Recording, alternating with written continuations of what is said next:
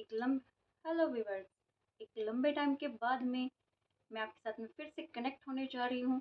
आप अपने favourite YouTube channel जिसका नाम है help yourself by Manjeet Kaur. आज मैं जिस टॉपिक के साथ में यहाँ लौटी हूँ वो बहुत ही इंटरेस्टिंग टॉपिक है और ये टॉपिक अक्सर हमारे सामने आ ही जाता है। आपके घर में भी बच्चों ने कई बार आपसे कुछ कहा होगा कि हमें याद तो हो जाता पर हम लिख नहीं पाते। हमने याद तो किया था लेकिन हमें भूल गया है। या फिर बच्चे कहते हैं कि हमने याद किया था लेकिन लिखते टाइम पे हम भूल गए। और एक क्वेश्चन और आता है कि बच्चे कहते हैं कि हमसे याद नहीं हो पाता, हम पढ़ा हुआ हमें याद नहीं रहता। तो अगर आपके घर में भी आपके बच्चे ऐसे बोलते हैं या ऐसे बच्चे को आपको समझाना कि कैसे पढ़ा जाए तो ये वीडियो है आपके लिए। तो चलिए, टॉपिक तो हमें पता लग गया कि टॉपिक क्या है, लेकिन वीडियो को शुरू करने से पहले आपसे एक स्पेशल रिक्वेस्ट है कि आपको अगर वीडियो अच्छी लगे तो वीडियो को लाइक कीजिएगा, शेयर कीजिएगा और चैनल को सब्सक्राइब करना मत भूलिए। तो चलिए शुरू करते हैं हमारा आज का टॉपिक। तो जैसा कि मैंने कहा कि बच्चे आते हैं, कई बार मेरे पास भी आते हैं कि मैम हमें पढ़ा हुआ याद नहीं होता, और अगर हमने याद किया है तो कई बार एग्ज़ाम के टाइम में हम भूल जाते हैं।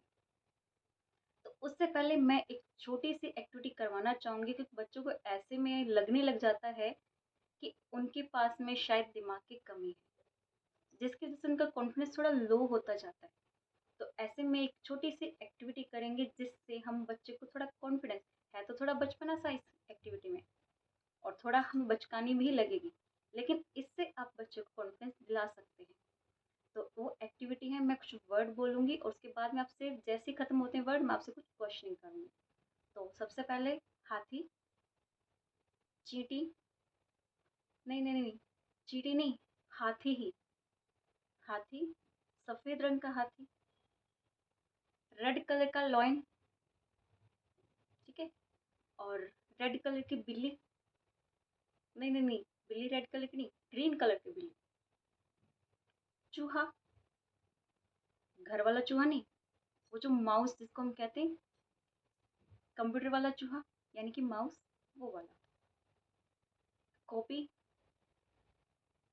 फ्रूट, आपका फेवरेट फ्रूट। Let's start. तो मैंने आपके सामने बहुत से नाम बोले, अभी बहुत सी चीज़ें बोली, बहुत से वर्ड बोले। तो आपको जो जो वर्ड सुनाई दिया, जो जो आपको सुनाई दिया, जैसे मैंने हाथी बोला, मैंने कलर उनके चेंज किए, मैंने कुछ कुछ थिंग बोली, उनके कलर चेंज किया, आपका फेवरेट फ्रूट का जो चीज़ मैंने बोली, आपको उसकी इमेज दिखी होगी आपके माइंड में। दिखी कि नहीं? दिखी ना? हाँ। तो जैसे आपको उसकी इमेज दिखी तो इससे साबित होता है कि आपके पास में दिमाग है। तो जब बच्चे कहते हैं कि शायद मेरे पास दिमाग नहीं है, शायद मेरा काम नहीं करता दिमाग उतना जितना औरों को करता है, तो हम इससे उनको उनको विश्वास दिला सकते हैं कि आपके पास में माइंड है। तो अगर आपको कोई कह भी दे कि आपके पास माइंड नहीं है तो आप बताना नहीं, मेरे पास बहुत माइंड है, मैं चीज़ों को इमेजिन कर सकता हूँ या कर सकती हूँ, जो आप बोलेंगे मैं कर सकती हूँ। तो इन शॉर्ट हम बात करें कि माइंड कैसे काम करता है। माइंड काम करता है आपकी कमांड के ऊपर। माइंड काम करता है कमांड के ऊपर। एक कंप्यूटर की तरह हम लेते हैं माइंड को। जैसे एक कंप्यूटर काम करता है, आपने देखा है कंप्यूटर कुछ चीज़ों से मिलके बनाता है, कीबोर्ड होता है, सीपीयू होता है, माउस होता है ना, मॉनिटर होता है। तो जैसे ही आप उस पर टाइप करते हो कीबोर्ड की हेल्प से, जो भी आपने टाइप किया वही मॉनिटर पे शो होता है, राइट? वही मॉनिटर पे शो होगा और आपको वही शो करेगा जो आपने टाइप किया है। ठीक वैसे ही आपका माइंड भी कंप्यूटर के जैसे काम करता है। आपने जो जो माइंड को बोलते हैं, जो जो माइंड को बोलते हैं वही वो सोचता है, वही वो आपको दिखाता है। जैसा कि मैंने अभी आपको कहा था कि हाथी, तो आपके माइंड ने आपको हाथी दिखाया। मैंने कहा था चींटी, तो आपके माइंड ने आपको चींटी दिखाई। मैंने कहा था शेर, मैंने पहले इसका रेड कलर बताया, फिर मैंने ग्रीन कलर बताया, मैंने कुछ चीज़ों के कलर चेंज भी किए और वो कलर बताए जो कि एक्चुअल में शायद उनके कलर ना भी हों, लेकिन फिर भी आपके माइंड ने जैसे कमांड सुनी वैसे कलर को चेंज भी किया और वैसे ही आपको वैसी इमेज दिखाई भी। तो मीन्स आपका माइंड कैसे काम करता है? कमांड से करता है। अभी मैंने आपने जो भी सोचा वो कमांड मैंने दी थी और वो आपने सोचा, है ना? वही आपको दिखाया गया। तो ठीक वैसे ही आप भी अपने माइंड को कमांड दे सकते हैं, है ना? जो आप कहेंगे माइंड वही मानेगा, ठीक है? तो माइंड वही मानेगा। अगर आप माइंड को कहते हैं कि नहीं पढ़ना है, तो पढ़ेगा। अब एक और एग्ज़ाम्पल लेके चलते हैं। मैं कहती हूँ आपका माइंड एक छोटे बच्चे के जैसा भी है। अब छोटे के बच्चे जैसा कैसे? देखिए एग्ज़ाम्पल के पहले हम एक एग्ज़ाम्पल देते हैं, छोटा बच्चा क्या करता है। एक छोटा बच्चा है, वो बैठा हुआ है, रो रहा है, तंग आ गया, अब रो रहा है बच्चा। छोटा बच्चे की बात करें हम, कि छोटा बच्चा बोला ना, छोटा बच्चे के जैसे। एक छोटा बच्चा रो रहा है, आप उसको सिंपली कहते बेटा चुप हो जाओ, बेटा चुप हो जाओ, ऐसे पुचकार के आप कहते बेटा चुप हो जाओ, तो क्या वो चुप हो जाता है? नहीं होता।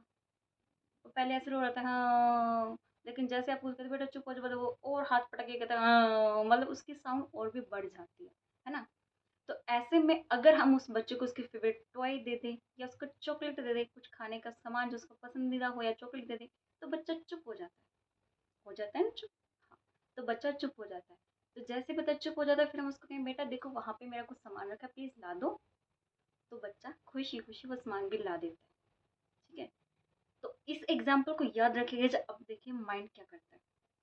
जब आप माइंड के साथ में बैठते हो, बुक के साथ में बैठते हो, तो बहुत से बच्चों की बॉन्डिंग बुक से नहीं बन पाती।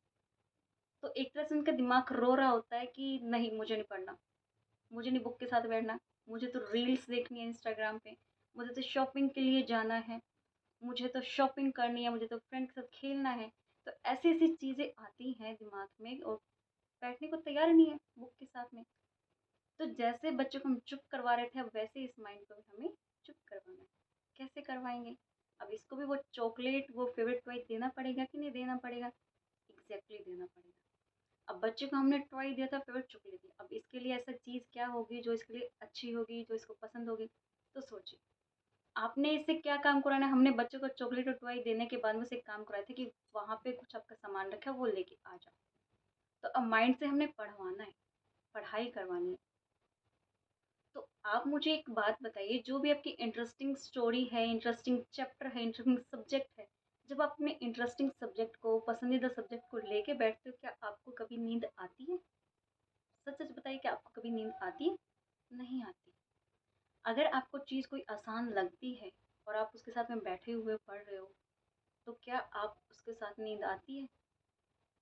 आप अपने फ़ेवरेट सब्जेक्ट के पास बैठे हो, उसको पढ़ रहे हो, 2 घंटे हो गए, आपको पता भी नहीं लगता कि 2 घंटे से आप इसी सब्जेक्ट को पढ़े जा रहे हो, नहीं पता लगता।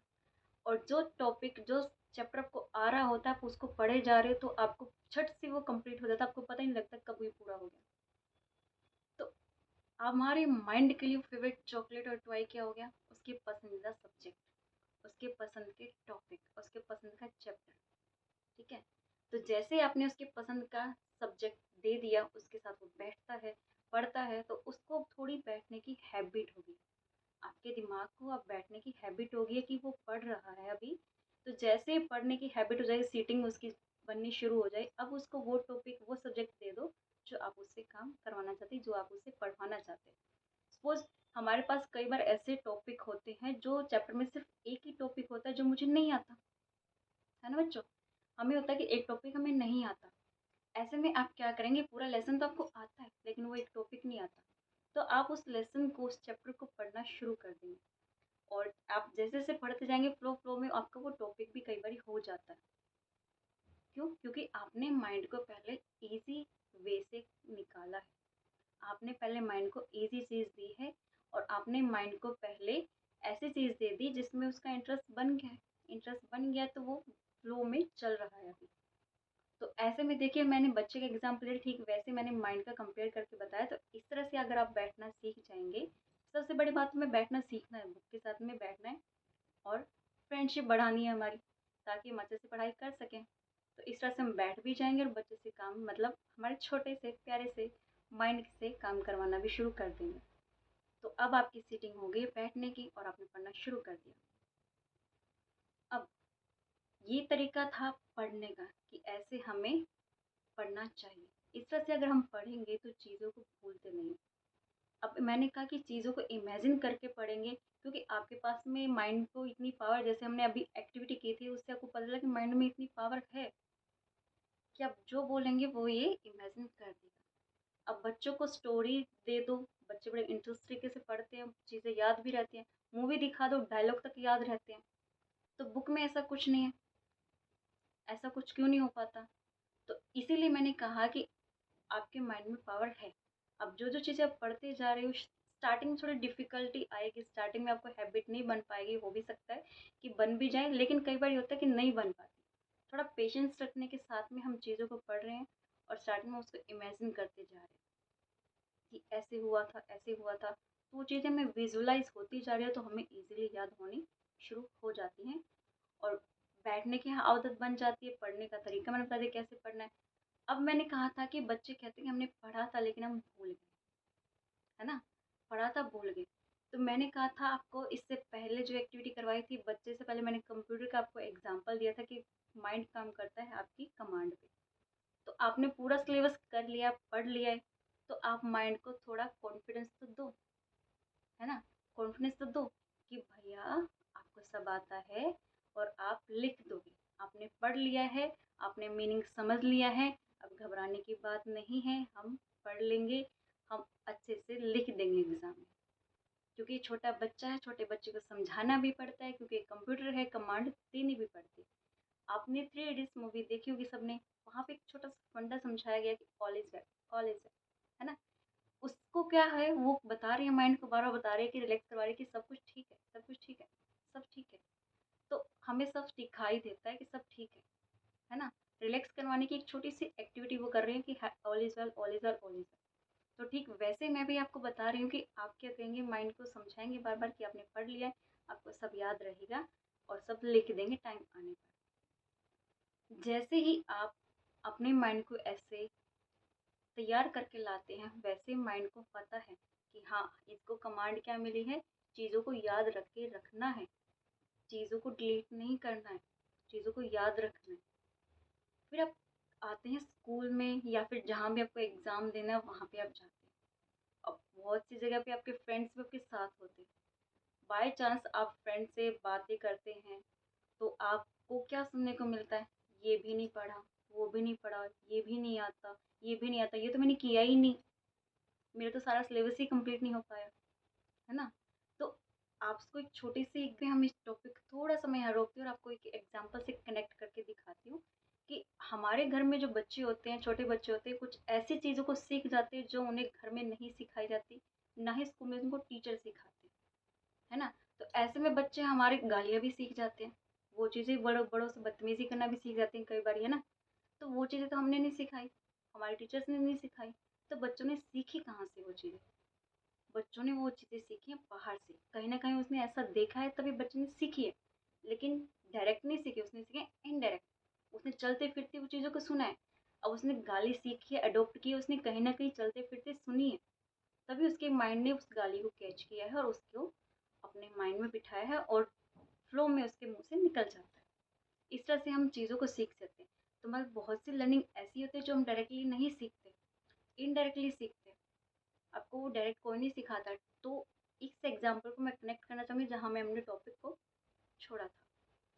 तो आपको सुनने में आ रहा था एग्ज़ाम के टाइम पे कि मैंने ये भी नहीं किया, वो भी नहीं किया, वो भी नहीं किया।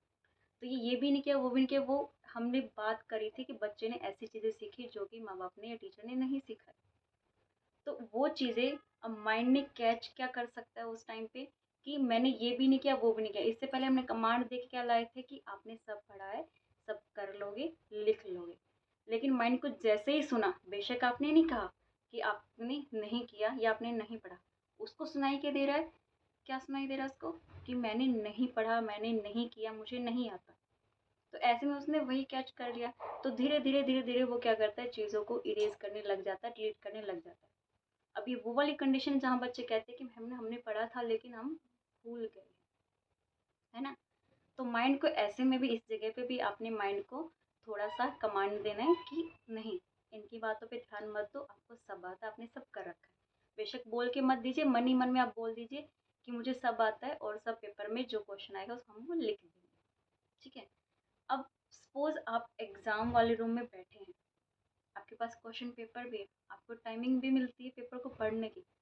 तो ऐसे में क्या होता है कि आपको सपोज़ पहले क्या होता था कि आपने सिलेबस कंप्लीट नहीं भी किया, तो आप सपोज़ पेपर में 10 क्वेश्चन है, 10 में से आपको 8 आते हैं और 2 नहीं आते। मतलब आपको 80% पोर्शन तो आता है बट 20% पोर्शन नहीं आता। तो ऐसे में हम हमारा जो ह्यूमन बीइंग है हमारा जो ह्यूमन माइंड है वो क्या कहता है, किस पे ज़्यादा फ़ोकस रहता है हमारा? ऑफ़ कोर्स जो चीज़ हमारे पास नहीं है, जो हमें नहीं आती, हमारा माइंड बार-बार में उसी के ऊपर जाता है। कि हाय! मुझे तो क्वेश्चन नहीं आते, हाय मुझे 20% तो नहीं आता, मेरे नंबर कम आएंगे। आपने एक तरह से अपने माइंड को बिजी कर दिया उन 2 क्वेश्चन के लिए, है ना? तो 2 क्वेश्चन के लिए आपने बिजी कर दिया कि नहीं आते, वो तो एक्चुअल में आपको आते ही नहीं है। आपने आपने सोचा कि आपको आते ही नहीं है क्वेश्चन, तो बिजी तो वहाँ हो गया माइंड। लेकिन जो 8 क्वेश्चन आपको आते हैं, 80% आपको जो आता है, आपने उसके बारे में तभी सोचना शुरू ही नहीं किया। तो माइंड जहाँ कमांड पे काम करता है, मैंने कहा कमांड पे काम करता है, तो आपका वो जो 20% पोर्शन है वो उसमें बिजी हो गया कि मैं इसको ये ढूंढ के दूं। लेकिन आपने तो उसको पहले कहा कि ये आता ही नहीं है, तो वो जो नहीं आता उसे इसको ढूंढने में लग जाएगा। जो 80% है जो आपको आता है, वो धीरे धीरे धीरे धीरे आपका इरेज होने लगता है। और ये वही वाली कंडीशन है जो बच्चे कहते हैं मैंने पढ़ा था पर मैं लिख नहीं पाया, है ना? आपने ऐसा नहीं करना है। मोस्टली आपके टीचर्स आपको क्या सलाह देते हैं कि जो आता है पहले वो लिख दो, और बाद में वो उसको ट्राई करना जो आपको नहीं आता। तो ये उसी को करेक्ट करते हुए मैं कह रही हूँ कि जो आपको आता है पहले, यानी 80% पोर्शन, हाँ ठीक है, आपको 2 क्वेश्चन नहीं आ रहे, घबराइए नहीं। एक लंबी सी सांस लीजिए, रिलैक्स कीजिए, बोल को ऑल इज वेल कीजिए। और 2 क्वेश्चन आपको नहीं आते, आप अपने माइंड को बोलो कि इसके बारे में भी लिखना है, इनके बारे में भी हम लिखेंगे, लेकिन पहले मैं लिखूंगी 80% के ऊपर, है ना?